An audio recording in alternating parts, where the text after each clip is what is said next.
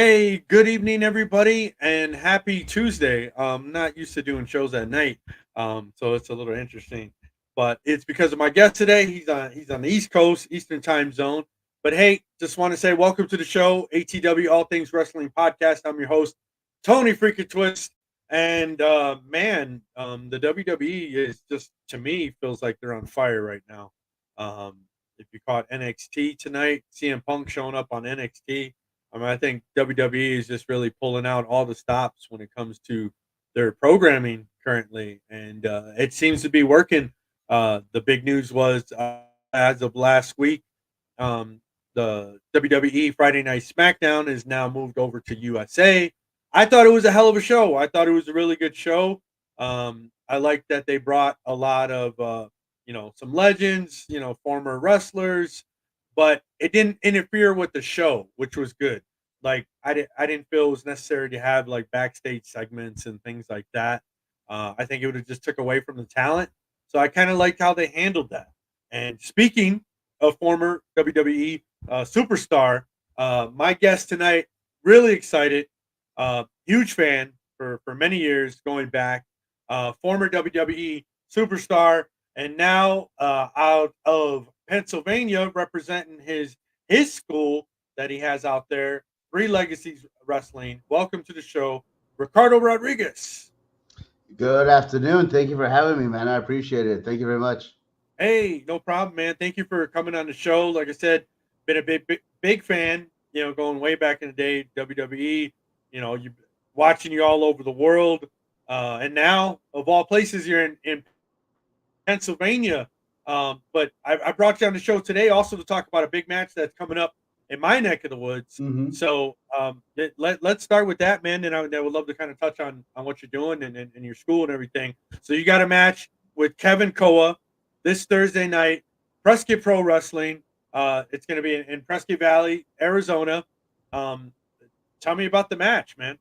I'm actually excited to be returning to Arizona. It has been years since I have been back in that state, um, and not only that, but I mean, this time around, I'm actually wrestling. I'm partaking in inside the ring, not just ring announcing, but I'm actually going to be competing. So that is also just a whole level of excitement to be a part of it, and then to be in a match with an opponent as the one I do have. Which I mean, I'll be honest, when I was first told about him, I didn't know too much about his background or what he's able to do, what he's capable of.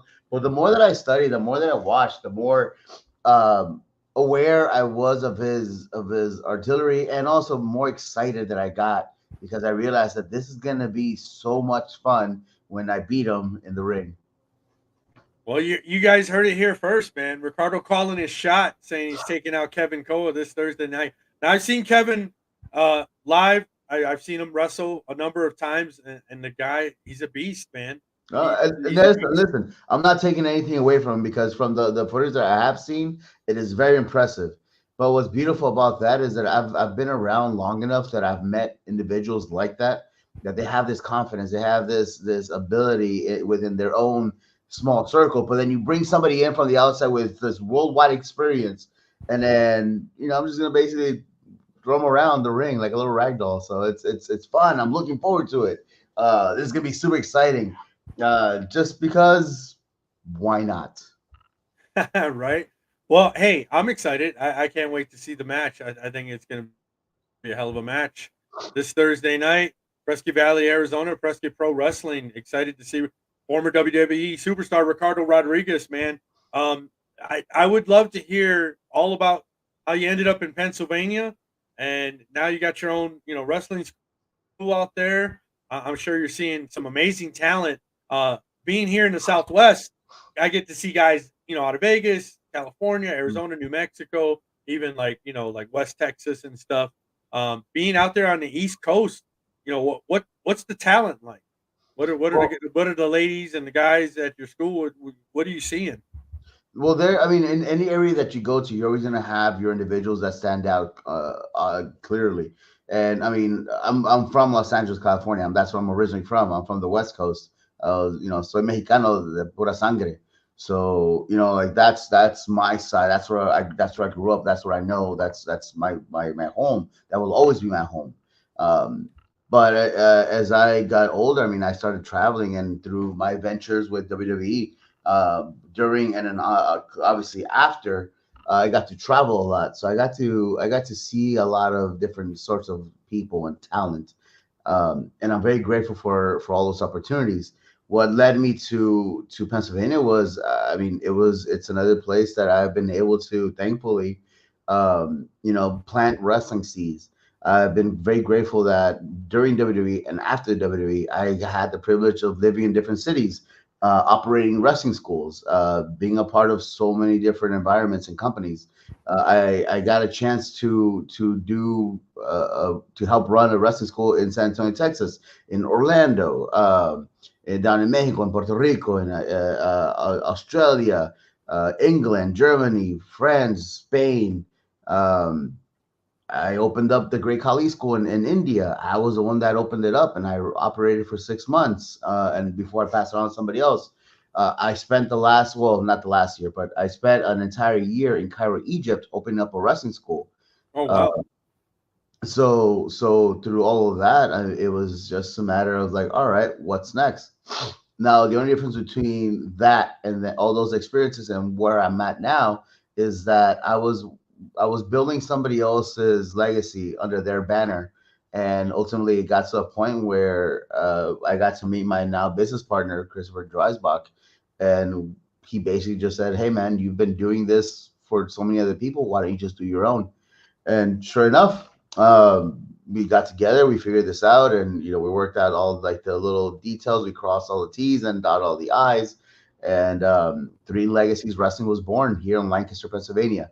I've been grateful that for the last 2 years since we have been opened, um, our school has grown tenfold. Not just the school, the promotion in itself has grown so much in just 2 years.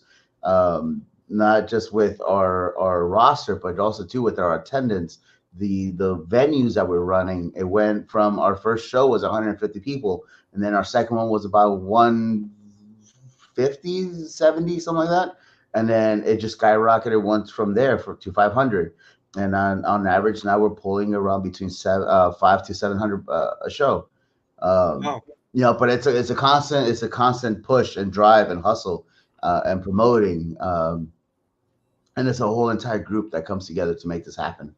But throughout these last 2 years that we've been operating, we've been very grateful that we've had a lot of amazing talent come through these doors. And as you can see back there, and if you can see it up there, I mean, that was our first Red Rose Rumble, at a baseball stadium. And for that one, we had Keith Slater, Fandango, Shannon Moore, Rhino, Delirious from Ring of Honor, Ricardo Rodriguez. Um, and that was our first one, and we just had our second one in August. We had La Resistance, which I mean they hadn't tagged in the U.S. in forever. Yeah, then Mr. Anderson, Shark Boy, T.J. Perkins, so it's this constant growth, and through the times that I've been here, or through the 2 years that I've been here, I've seen so many amazing local talent that I am very grateful that we have been able to offer a platform for them to showcase their abilities. And some of them are starting to spread out and gain new eyes and new fans. One of our main guys, his name is Bro Keller, amazing athlete. Another one's Tarzan Duran, who has been doing a lot of stuff in New Jersey and Texas. Um, he's down at local wrestling a lot. He does a lot of stuff as well too with the ICP, with Insane Clown Posse, um, which I will be joining them on October 30th and 31st in Detroit. So so there's a lot of talent, and then obviously just here with the school, Zoe Cannon, Al Snook, Just Jay, Agent Morales. There's so many amazing talented individuals. So when I go to these new areas, that's what I'm also looking at. It's not just I'm going to go wrestle and that's it. I'm also looking at the talent, because ultimately, as we Right. grow and then our budget ends up growing, these are people that I would like to eventually pull. So if or not if, but when I go on Thursday and there is somebody there that just catches my eye, I'm like, hey man, this is somebody I want to give that opportunity. and I will bring him out to Pennsylvania to offer them that chance to expand and learn something different, and then ultimately grow out of their own bubble. Because this is what I had to do too to grow, was get out of LA, and not in a malicious way, but just like I was working the same folks consistently. So after a while, I was like, I need to expand. I need to expand my horizons for me to grow. Uh, that's a long answer. That is a very long answer. But Hey, but that was a great one, man. I mean, I to be in the game so long, you know what I mean? I mean, you've seen so many guys over the years, so many guys, so many girls, and do you think the talent, the younger talent coming out nowadays, do you think they got like a different kind of hunger, drive? You know, they're looking up to probably different guys and girls than like what you looked up to, or people that you trained under. So, what is it like for them nowadays? Is it just really way different, or is it, you know, it hasn't changed that much? no, it definitely changes. That's not to say it hasn't. I mean, obviously, like listen, I'm 38. I've been wrestling for 18 years. How I broke in is very different than how it is now. Um, that we take a lot of different approaches because of the CTE and concussion protocol. Right. We take different approaches since we've gotten to learn more about mental health.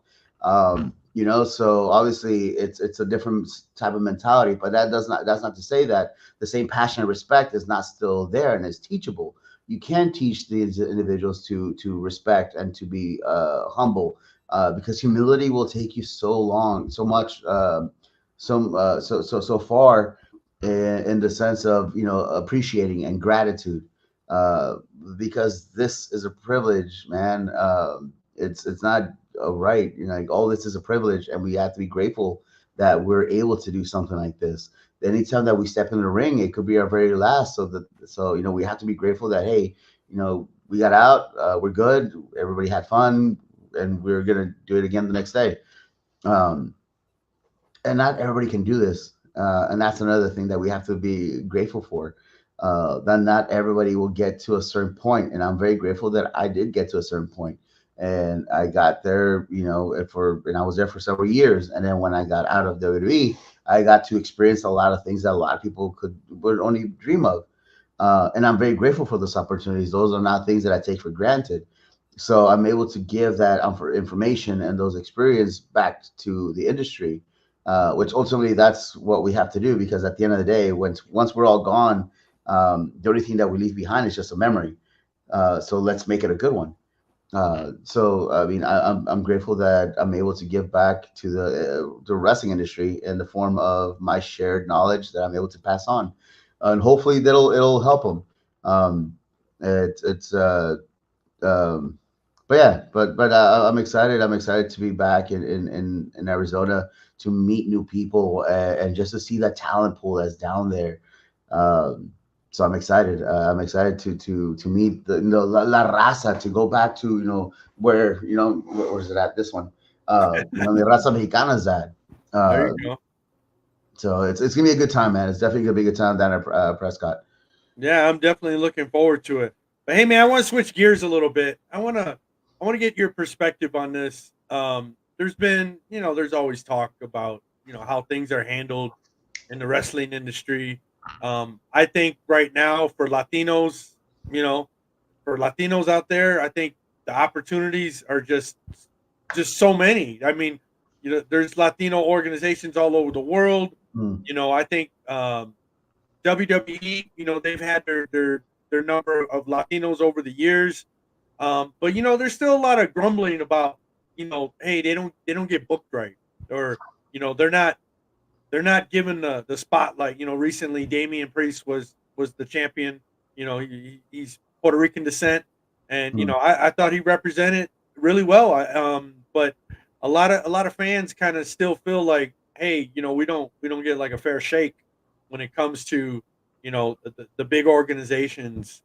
You being in the industry for so long, and you being in the WWE at one time, with Alberto Del Rio, Rey Mysterio, guys like this. I mean, what is your view on Latinos in wrestling today? That's a very wide. Uh, it's I can only speak from my personal experiences. Right. I can't speak for everybody else because I don't know what they feel, what they're going through. I do know from our personal experience, from my Berta and mine, they gave us everything they did, and ultimately it was us that screwed it up. We didn't learn the concept of appreciating what we had, and we've been very open about it too, man. Like any interview that you ever see Alberto and I talk, um, you know, we should have been more grateful for the opportunity and not taking it for granted, and we did. But that's something that we learned after the fact, so when it was a little too late. But we learned that, so now we go into with this opportunity of like, hey man, listen, Alberto is a triple A mega champion. He beat Nick Nemeth at Triple Mania a couple weeks ago, And and man, he looks great. he looks great, right? So he's grateful for every opportunity that he has. Right now, I have my own pro wrestling company, and I'm representing my Latino community here in the city of Lancaster, which is predominantly more, on the right wing, you know, lighter skin colored. Um, so I'm representing the Latinos in this area, and I'm damn proud of it. So is there representation as we go along? Of course. I'm also a producer for MLW. I'm an on-air talent for MLW. Uh, I'm very grateful that I get to work every weekend. I'm booked every weekend, so I'm very grateful for that. So I can only speak from my personal experiences. Is there a misrepresentation? Of course, we're always going to feel that. Is it because of race? I don't know.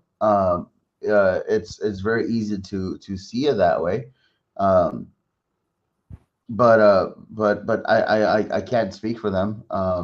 Do I wish some of them had bigger chances? Of course, absolutely. Santos Escobar is so awesome and so good, and I've had the chance to work with him, before he went to WWE, and the skill level that he has is so amazing. Uh, like there's Rey Mysterio is Rey Mysterio. There's never going to be another Rey, so like, um, Where hey, where do you think? Hey, where would you rate him all time among everybody? You think he goes down as one of the all time greats? Yeah, and Ray, absolutely. Ray, Eddie, absolutely.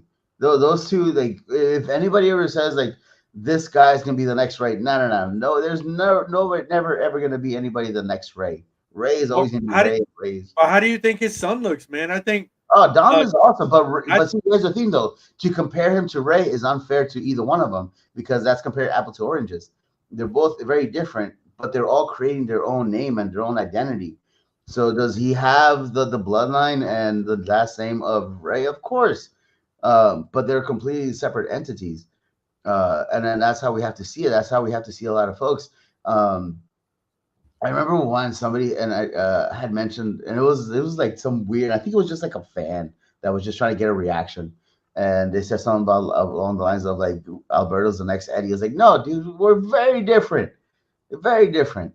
Um, but that's not also not to say that like, dude, we can make our own legacy as we go along, and then right. while we're still holding our flag of our patria. So we're our own identity. Damien Priest, he held that flag proudly for the los Boricua. Same with Selena Vega.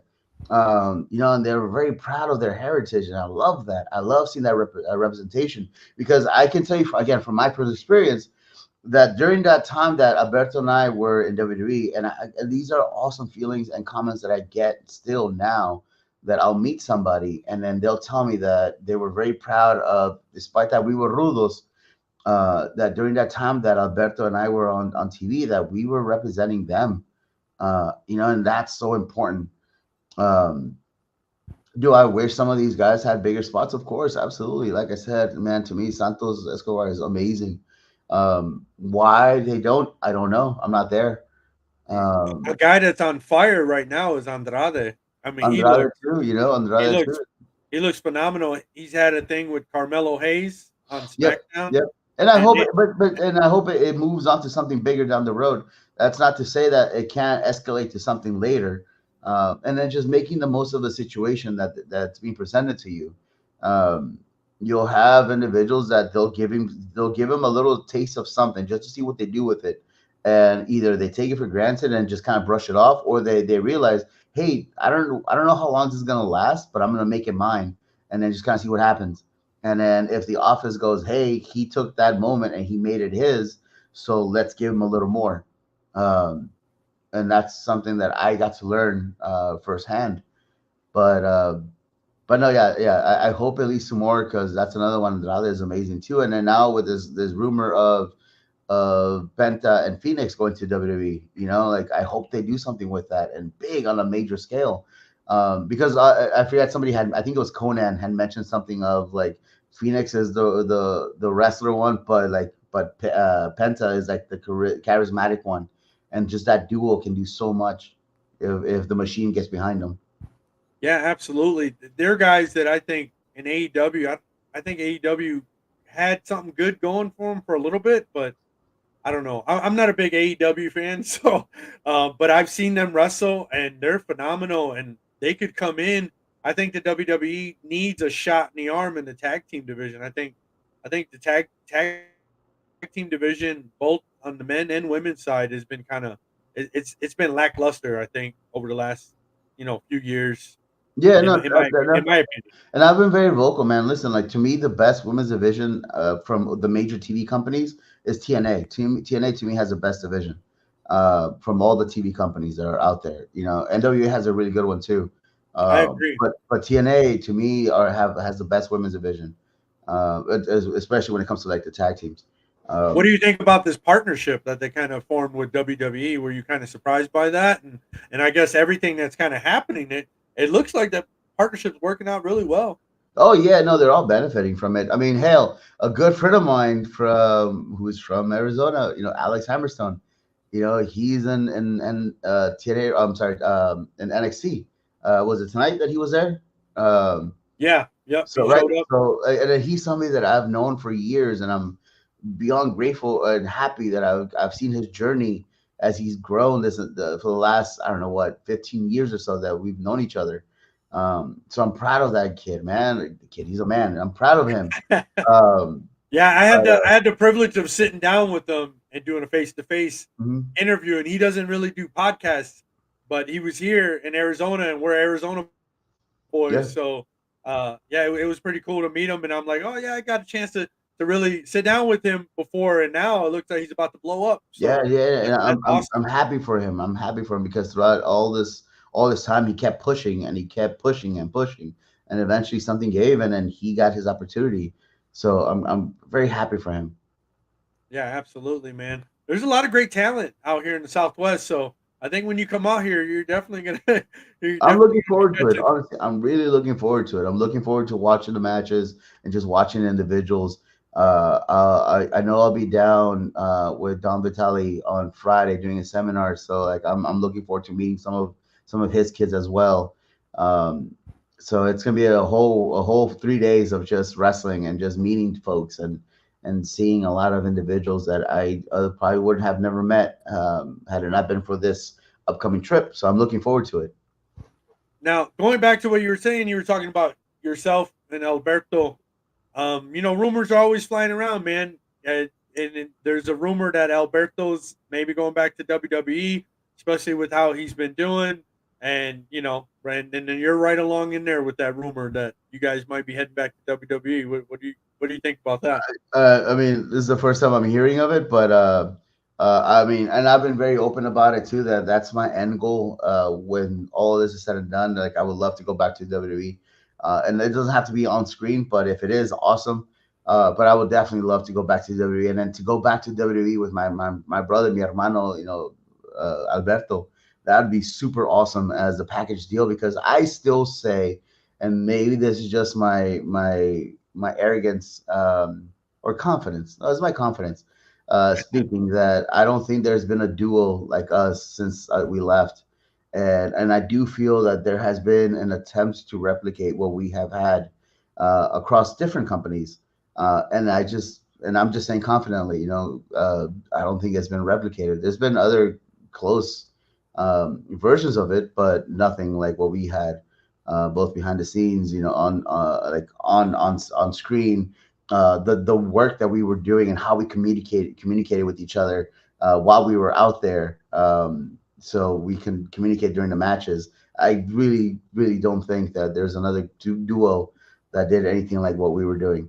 Now, granted, I will never compare myself to Paul Heyman. Never. Paul Heyman is in a whole nother, right? So I will never I will never compare myself to that. So Heyman is in a world with in a whole league of his own.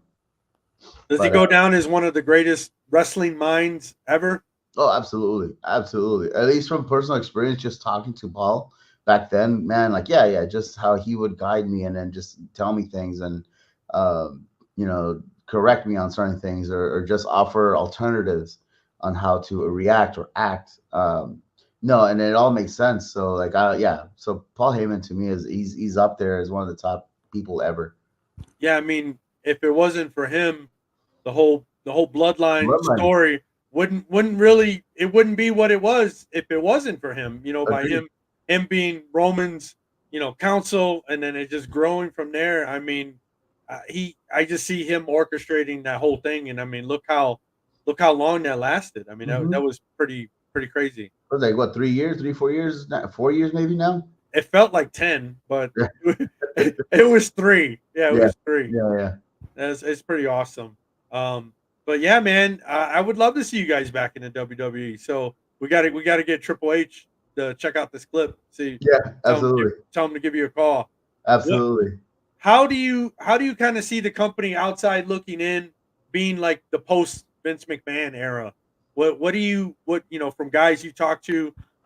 What are you kind of seeing as what the company looks like now? I think a big benefit to Triple H taking over is that Triple H was one of the boys, so he understands the scheduling. He understands how hard it is on the body. He understands, if you do have family, how hard that is on a family. So he has a different perspective than what Vince was, because Triple H was one of the boys, so he gets that aspect of it. Right. Um, I think that a lot of it also has to do that even when we were there 10 years ago, 14 years ago, Triple H at that point he was learning. He was under the Vince McMahon learning tree, so he had almost 10 years worth of preparation to get to that point. So it's not like it just happened overnight. Since I can remember, Triple H was always by Vince's side, just learning what Vince did, how he did it, and his tactics and technique. So yeah, so Triple H was prepared very well for this, and it shows. Like I said, he's also a different mind, so he comes from a wrestling perspective. So his take on certain ideas is going to be a lot different. Is he Right. going to hit a home run every single time? No, of course not. Nobody does. But it's been working very well. And then we've all seen, because for years, NXT was Triple H's baby, Right. and that's when it boomed. What, like back in 2015 ish onward, when NXT just boomed, when they started traveling and all of that. So yeah, so he has a different take on the wrestling world, and I really do hope it benefits everybody, because it has been. A lot of folks seem a lot more stressed, and then ultimately too, and I always go back to this in any business, that you will never make everybody happy. So there are going to be people that are going to be upset and disgruntled. That's just part of it, because you can't please everybody. Right. But as a whole, I do feel that it's a much better product. It's a lot more heavily involved with wrestling. Um, and then obviously they still add that whole aspect of the drama that's added in WWE versus a lot of other companies where it's just wrestling, Right. which is nothing wrong with that. It's just a different flavor, and that was actually one of Vince's favorite explanations. That it's like kind of like Baskin Robbins, it's like 31 flavors or whatever it is, 32, 31, but it's all ice cream. It's all your preference. But I'm happy. I'm happy that Triple H has taken the wheel, and then he's steering it in a great direction, which is benefiting the industry as a whole.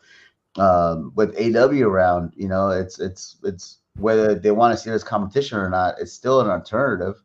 So it's going to get eyes that other people may not have placed on wrestling for a bit. And then that's also going to elevate all the other companies, your MLW, which is where I work, TNA, your NWA, and a lot of smaller promotions. GCW is up on that same level that Ring of Honor was for a long time, as far as the independents go.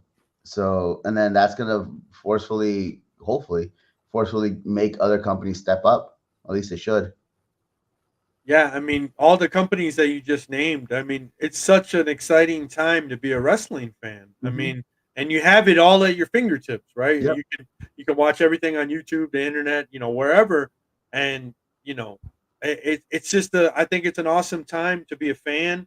It reminds me of because I'm a little older, so the territory days. You know what I mean? Yep. Like I lived in Michigan and Arizona, so we saw two very different types of wrestlers. Yeah. But but during those days, guys, they didn't you didn't they weren't all over the country, or they only wrestled in certain areas, or you Hmm. guys had guys in Japan or Mexico. So it feels like we just have the entire wrestling world at our fingertips now. We could just see anybody anywhere at any time. Yeah. Now Absolutely. that takes me to my next question. How do you think things will change once the WWE's on Netflix? They're going to be accessible to the entire planet for the first time ever. Do you think that's going to change kind of like wrestling, like the industry in general? What kind of impact do you think that might have? I do feel like it's the next step for them, anyways, because WWE is international as it is, um, and they're gonna get to that point, that level where they're gonna reach that same level as Coca Cola, Disney, where you point at the Golden Arches and automatically you think McDonald's. You're gonna point at like the rat or the ears, and you're gonna think Mickey Mouse, right? They're Right. gonna get to that. That's what's left for them. Um, and it's going to be great for everybody that's working for them, for the sake of the boys and the girls. They're going to be global superstars, which they already are. Right. Everybody knows Hulk Hogan, everybody knows The Rock, everybody knows John Cena. So that's what's next for everybody under that branch, under that umbrella. And then, like I said, by that ripple effect, all the other companies should benefit from it, and then we just got to capitalize on it. All the way from AEW, and as it trickles down to little small companies down in Lancaster, Pennsylvania, like Three Legacies Wrestling. So it's all going to benefit as a whole. So instead of hating on it, let's embrace it. Let's show love, and let's nurture it, because ultimately we have to water what we plant, and we have to nurture it for it to grow. If we keep trash talking it, it's not going to blossom into anything. Um, so that's where I'm at with that. It's gonna benefit everybody as a whole. Yeah, I don't know why wrestling fans get like that. It's like you take it personal. It's like Tribalism. this isn't politics, and even Yeah. that, it just I don't understand it. It's like just enjoy it. Not everyone's gonna like the same And if you shit, don't like it, don't and watch it. right instead If you of don't like it, being don't all watch it. instead of bitching about it and complaining, Right. it's like change the channel, watch something else. Yeah, You go know, watch Golden Girls or something. there you go. But hey, Ricardo, I know you're a busy guy, man. I would love you to be able to, promote any shows that your company has coming up, and then we'll talk about this Thursday's match. So I think you mentioned something 31st in Detroit, Michigan, which is actually my hometown. Awesome. I will be there with the Insane Clan Posse in Detroit on the 30th and 31st in Detroit. That's gonna be a lot of fun. But for anything that I'm up to, you can always check me out at Three Legacies Wrestling on Facebook or on YouTube. So you have to spell out Three Legacies Wrestling. Facebook, YouTube, Instagram, Twitter. Follow me on Twitter at RRWE, and you can follow on what I'm up to. There's a whole lot of stuff that's happening. So I just Yeah, want you to say got a lot going on your Instagram. I was trying to a keep lot, up with it. man. Busy, super busy. Just it's a never-ending hustle. Well, Ricardo, this Thursday, you're going against Kevin Koa, Prescott Pro Wrestling. Check it out, 7 o'clock local Arizona time. Check them out, Prescott Pro Wrestling, I believe.com. There's still some tickets. Definitely got to come out and check out the show. Ricardo, any last words for Kevin Koa? Get ready, mijo. Well, Ricardo, thank you very much for joining me today. I really appreciate having you on, man. It was an honor. It was a pleasure. Like I said, big fan. many years. I hope those rumors about you and Alberto come true. So, Fingers crossed. well, I'm Thank your you. host. Hey, thanks a lot, man. I really appreciate it. I'm your host, Tony Twist. This is ATW, all things wrestling, and we are out of here.